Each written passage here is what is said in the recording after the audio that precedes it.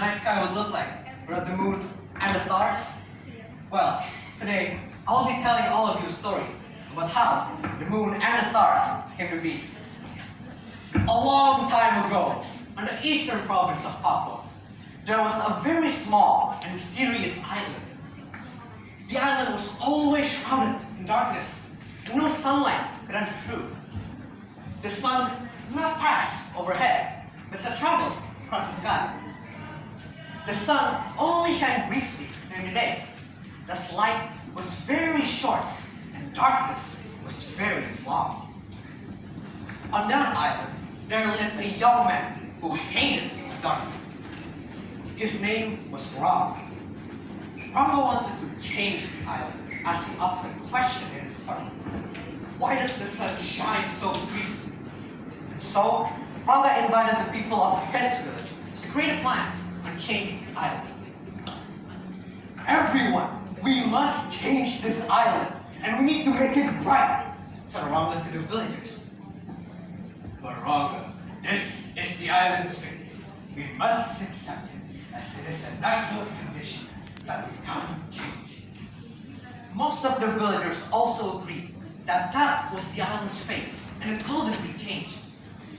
Rama was disappointed in the villagers' answers. But after a while, some of the villagers started to approach Rama, and one of them asked, "What is your true intention, Rama?" "I want to break the sun.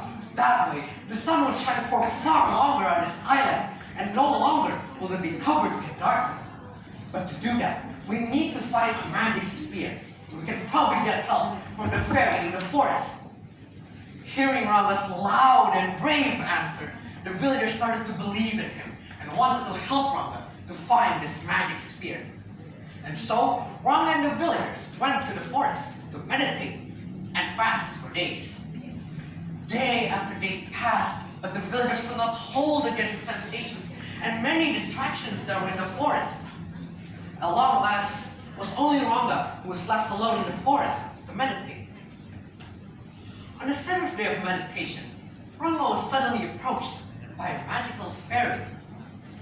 "Hey Rama, what are you looking for in the forest?" "Oh, I'm searching for a magic spear here. That way I can break the sun, and no longer will this island will be covered in darkness." Magic spear, you say? Oh, I think the magic spear you're looking for is of the master teeth. The master teeth?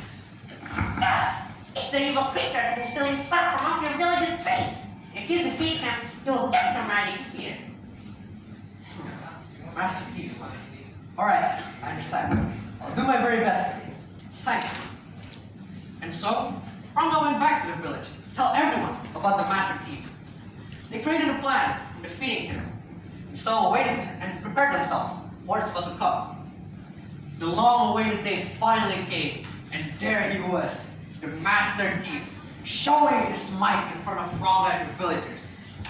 At first, Rama asked the master thief nicely if it had the magic spear, but of course, the master thief refused. I'm gonna give you the magic spear. The sun, you say? Well, I like the darkness. I can still easily in the darkness.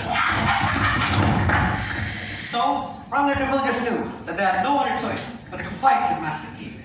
The villagers fought with all their might, trying to get close to the master thief. But the master thief was too strong for them. One by one, they knocked the villagers down. And at long last, it was only Rama who stood in front of the master thief. Rama bravely rushed in, running to the master thief and punching him in the stomach. The master thief dropped to the ground and fainted. But alongside him also dropped the magic spear. Rama took the magic spear and held it firmly with his two hands. After getting the magic spear, Rama and the villagers went to sail to the eastern part of the island, where the sun would usually start to shine. They wanted to waste no time breaking the sun. After reaching the eastern part of the island, Rama screamed, challenging the sun to appear. "Come, show yourself, and I'll break you apart." When the sun was barely visible from where they stood, Rama and the villagers started to prepare. And so, when the sun was finally in reach, Rama jumped and threw his magic spear, hitting the sun right in the middle of it.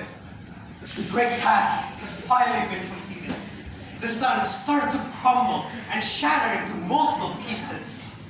The bigger pieces formed into one collective giant ball, and what we call today as the moon, while the smaller stars were scattered upon the sky and turned into stars. From there on that island, the sun would shine for far longer, and no longer would the island be covered in darkness at night. Because when night falls, the moon and the stars were there to give light the darkest of nights. Once again, I am Renald from Anderson School, and thank you very much. We have a wonderful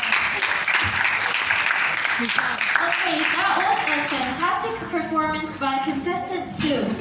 Sadly, nobody selected number 3. So we'll be continuing with